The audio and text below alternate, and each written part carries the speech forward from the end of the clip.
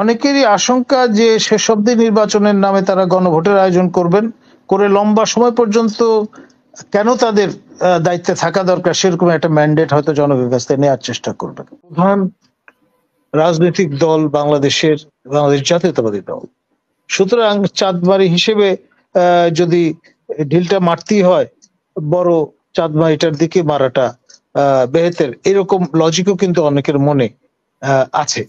Occupation আর্মির সঙ্গে সেই ধরনের এলিমেন্ট নিয়ে আমরা কিন্তু তড়িঘড়ি করে এই কাণ্ডটি করেছিলাম, যথাযথ মনোযোগ দেওয়া হয়নি এবং এক ধরনের কাট পেস্ট করে, তখনকার দিনে কম্পিউটার হয়তো আবিষ্কার হয়নি, সেই কারণে এই যে কাট পেস্টের বিষয়টা সেটা কিন্তু ধরাও পড়েনি। সর্বশেষ যে কাণ্ডটি তিনি করেছেন, বাংলা একাডেমির বইমেলা উদ্বোধন দিন তিনি সেখানে হাজির হয়েছেন এবং শেখ হাসিনার ছবি সম্বলিত যে ওয়েস্ট পেপার বাস্কেট, সেখানে তিনি বর্জ্য নিক্ষেপ করেছেন, করে সেইটা আবার স্ট্যাটাস প্রদান করেছেন, করে আবার সেটা নামিয়ে ফেলেছেন সমালোচনার মুখে। আসলে যদি আন্তরিকতার সঙ্গে তিনি এই কাজটি করতেন এবং মাইলেজ নেওয়ার চেষ্টা না করতেন এবং মূল্যবোধ থেকে সেটি যদি উৎসরিত হতো, তাহলে কিন্তু কোনো অবস্থায় তিনি স্ট্যাটাসটি নামিয়ে ফেলতেন না। সেইটা থেকেই বোঝা যাচ্ছে তার যে কনসিস্টেন্সি নেই, এটা পরিষ্কার। সেই জন্য আমি বলবো যে এইরকম একটি পদে থেকে এই পদকে ঘিরে রাজনীতি করবার নৈতিক অধিকার তার কতটুকু আছে সেটা নিয়ে প্রশ্ন তোলা যেতে পারে। জি, মানে আমি যেটা বলছিলাম সেটার উত্তর পাইনি, যে অল্প সংস্কার আর বেশি সংস্কার বলতে উনি আসলে কি বোঝাতে চাচ্ছেন। মানে ওই যে পেন্ডুলামের মতো ঘড়ির যে আগেকার দিনের যে পেন্ডুলাম থাকতো, একবার এদিক যায় আবার ওদিক যায়, মানে এক বাহু মেলে তো দুই বাহু মেলে না, এরকম একটি ঘূর্ণাবর্তের মধ্যে তিনি বিদ্যমান আছেন, অবস্থান করছেন, সেই জন্যই এই অবস্থা। আপনার কাছে আর নাহিদ, মানে আসিফকেও আমরা দেখেছি যে ময়লা ফেলতে, সেটাও এসেছে, মানে প্রেস সচিব যেরকম ফেলেছে আসিফও কিন্তু ফেলেছে সেখানে। এখন আমার জানা মতে আসিফ বোধহয় সেটা নামিয়ে ফেলেননি, প্রেস সচিব মহোদয় নামিয়ে ফেলাতেই কিন্তু এই প্রশ্নটা উত্থাপিত হয়েছে, তা নাহলে করতো না। আপনি যে কোনো কিছু করবেন কনসিস্টেন্ট থাকবেন, তাহলে কিন্তু আপনার ইন্টিগ্রিটি নিয়ে কেউ প্রশ্ন তুলবে না। যেই ইন্টিগ্রিটির প্রশ্নটি আমি দীপুমণির ক্ষেত্রে তুলেছিলাম, এবং আজকে তো বেরিয়েছে প্রায় 7-8 হাজার কোটি টাকা তসরুপ করার যে দায়, বা আপনার পদগুলো 2 কোটি টাকা বা 2 লাখ টাকায় বিক্রি করবার যে ট্র্যাডিশন, জি 2 কোটি টাকায় তিনি উপাচার্য পদ বিক্রি করতেন, 50 লাখ টাকায় অধ্যক্ষ পদ বিক্রি করতেন, ন্যূনতম তার ফি ছিল 2 লক্ষ টাকা। তো এই যে ইনস্টিটিউশনালাইজ করবার যে চেষ্টাটা, সেটি নিয়ে তখন আমি ছাড়া তো আর একটা লোক, কোনো ভাইস চ্যান্সেলর, কোনো অধ্যাপক তো আপনার প্রশ্ন তোলেননি। এখন তো নানান রকমের কথাবার্তা বলবার চেষ্টা করছেন পতিত হবার পর। অবস্থানে থাকতে তখন কেউ চ্যালেঞ্জ করেননি কেন? সেই জন্যই আমি এই সরকারের সময়ও তো পদ বিক্রি, তারপরে হচ্ছে মানে ট্রান্সফার বাণিজ্য, এগুলো তো হচ্ছে বড় বড় অঙ্কের। ইভেন আমরা শুনি যে ছোট ছোট ঘর থাকে, সেখানে মানে টাকা লেনদেন হচ্ছে খুব ওপেনলি। এগুলো আসছে, আমাদের কাছেও তথ্য আসছে, আপনারাও তথ্য পান। কিছু কিছু হয়তো পত্রিকায় সেভাবে কি আসে না। পত্রিকা আমি জানি না এখনো আবার কি আওয়ামী লীগের মতোই পত্রিকা কি, মানে সরকার বুঝে, সরকারের মন বুঝেই পত্রিকাতে সংবাদ আসে কিনা, সেটাও একটা প্রশ্ন রয়ে যায়। এক ধরনের সেলফ সেন্সরশিপ তো চলছেই, এতে কোনো সন্দেহ নেই। সবাই সেই স্থাবকতার যে সংস্কৃতি ছিল, ধন্যি ধন্যি করা, সেই আপনার সরবরাহই কিন্তু অবগাহন করছেন। এর থেকে বেরিয়ে আসতে হবে, ন্যায্য কথাটা বলে দিতে হবে।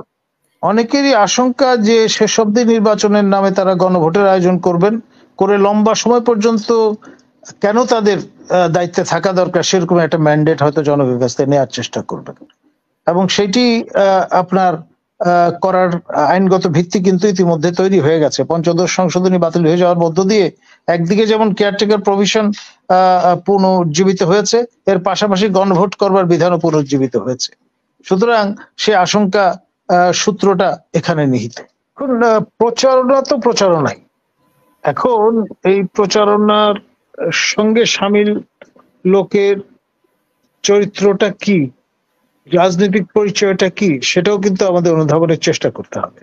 আমাদের শ্রদ্ধেয় নির্ফাত চৌধুরী মনি, তিনি কিন্তু একটা ব্যাখ্যা আমাদের কাছে প্রদান করেছেন। বড় দলে নানান রকমের এলিমেন্ট থাকবে, এখন বিচ্ছিন্নভাবে কেউ যদি এই ধরনের কর্মকাণ্ডে লিপ্ত থাকেন এবং সেটা যদি স্ট্যাবলিশড থাকে, তাহলে কিন্তু সেই ব্যাপারে দলীয় শৃঙ্খলা ভঙ্গের অভিযোগ আমলে নিয়ে বহিষ্কারের ব্যবস্থা আছে। বেশ কিছু দৃষ্টান্তও কিন্তু ইতিমধ্যে স্থাপিত বিএনপি হয়েছে। তো সেই দৃষ্টান্ত রেখেছে, কিন্তু পত্রিকা আলাদাও কি এখনো বিএনপি কে, মানে বিএনপি তো আওয়ামী লীগের আমলেই বিএনপি কে নিয়ে লেখা হতো, বিএনপির চুন থেকে নুন খসলেই, এখনো সেরকমই অবস্থা আমরা দেখতে পাচ্ছি।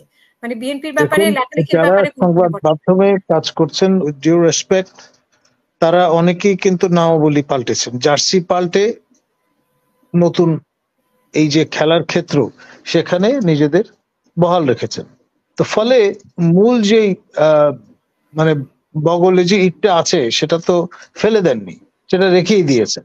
মুখে হয়তো শেখ ফরিদ বলছেন, সেটা একটা বিষয় আছে। আর একটা বিষয় হচ্ছে এই যে আপনার এখন তো প্রধান রাজনৈতিক দল বাংলাদেশ জাতীয়তাবাদী দল, সুতরাং চাঁদবাড়ি হিসেবে যদি ঢিলটা মারতেই হয়, বড় চাঁদবাড়িটার দিকে মারাটা বেহেতের, এরকম লজিকও কিন্তু অনেকের মনে আছে। সেই জন্যই এইসব আপনার খুঁজে বের করবার চেষ্টা করছেন। আর ঢালাও ভাবে আপনার যদি আপনি অভিযোগ হাজির করেন এবং তা স্ট্যাবলিশ করবার চেষ্টা করেন, সেটা কাটতির জন্য অনেক দিক থেকে ভালো, খায় ভালো। মানে একটা কথা আছে না যে মানুষ নেতিবাচক সংবাদ পড়তে পছন্দ করে বেশি, ইতিবাচক সাকসেস স্টোরির বদলে। খাবে ভালো, ছাত্রদেরটা খাবে না ভালো, এই জন্যই না, ওখানে তো ভয় আছে। বিএনপি এখনো ক্ষমতায় আসেনি, আসার প্রবল সম্ভাবনা হয়তো আছে, কিন্তু যারা ইতিমধ্যে ক্ষমতায় আছে তারা কিন্তু ছোবল দিতে পারে চাইলে, তাদের 20 দাঁত আছে, সেটি দংশন করলে যথেষ্ট ব্যথা অনুভূত হবে। সেই বিবেচনা থেকেই তারা হয়তো এড়িয়ে চলছেন ওই জায়গাটায়, আর নিজেদের নাম লেখাতে চাচ্ছেন না। আমরা আজকে বাণিজ্য মন্ত্রী পত্রিকায় দেখলাম, বাণিজ্য উপদেষ্টা বলছেন যে উনি খুচরা তেল কিনে খান। এটা আসলে কতটা বিশ্বাসযোগ্য মনে হতে পারে যে খুচরা তেল, আর এটা বলে উনি আসলে কি প্রমাণ করতে যাচ্ছেন? এখন ধরুন, আমি ব্যক্তিগত জীবনে দীর্ঘদিন ধরে ভার্জিন অলিভ অয়েল সেবন করি, সেই ইতালি কিংবা স্পেন থেকে যেটি আমাদের এখানে আমদানি করা হয়। তো ফলে এই যে নিজেকে এমন একটা জায়গায় তিনি দাঁড় করালেন, আমি তো তার স্বাস্থ্য নিয়ে উদ্বিগ্ন হয়ে গেলাম। তার চর্মের ঔজ্জ্বল্য রক্ষার জন্য আমি অনুরোধ করব তিনি যাতে ভার্জিন অলিভ অয়েল সেবন করার প্রক্রিয়াটি শুরু করেন। জি, আরেকটা শেষ প্রশ্ন আপনার কাছে, শেষ বক্তব্য আপনার।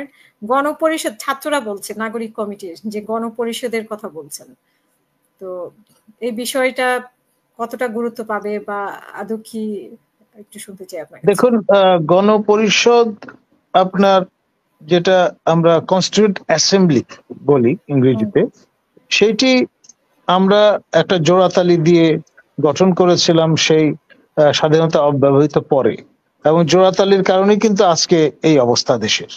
আপনার প্রাদেশিক পরিষদে যারা নির্বাচিত হয়েছিলেন, জাতীয় পরিষদে যারা নির্বাচিত হয়েছিলেন সেই 70-এর নির্বাচনে, তাদেরকে নিয়ে সমন্বয় করে, এবং যারা আবার কোলাবরেট করেননি পাকিস্তান অকুপেশন আর্মির সঙ্গে, সেই ধরনের এলিমেন্ট নিয়ে আমরা কিন্তু তড়িঘড়ি করে এই কাণ্ডটি করেছিলাম। যথাযথ মনোযোগ দেওয়া হয়নি এবং এক ধরনের কাট পেস্ট করে, তখনকার দিনে কম্পিউটার হয়তো আবিষ্কার হয়নি, সেই কারণে এই যে কাট পেস্টের বিষয়টা সেটা কিন্তু ধরাও পড়েনি।